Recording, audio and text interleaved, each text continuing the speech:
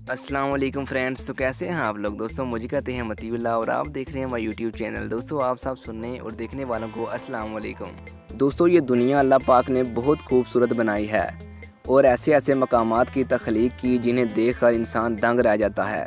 आइए आपको आज दुनिया के इन 5 मकामात के बारे में बताते हैं जहां सूरज कभी ग़रूब नहीं होता, और अगर होता भी है तो इतने मुख्तसर यानी कम वक्त के लिए हमें यकीन ही ना आए।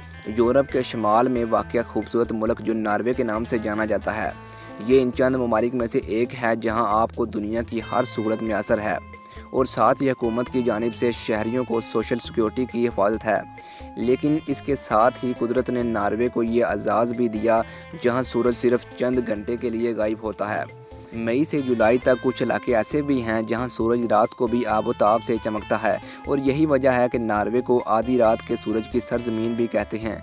इसके अलावा शमाली बहर ओकान्यूस में वाक़ बहुत बड़ा जजीरा आइसलैंड, जहां आपको खूबसूरत और दिलफरेब मनाजर अबशरा और जंगलात देखने को मिलेंगे। यहाँ भी सूरज कभी कभार ही ग़रूब होता है। इसके अलावा कनाडा के शमाल में कई इलाके ऐसे हैं जहां दिन की लंबाई 22 घंटे तक भी होती है।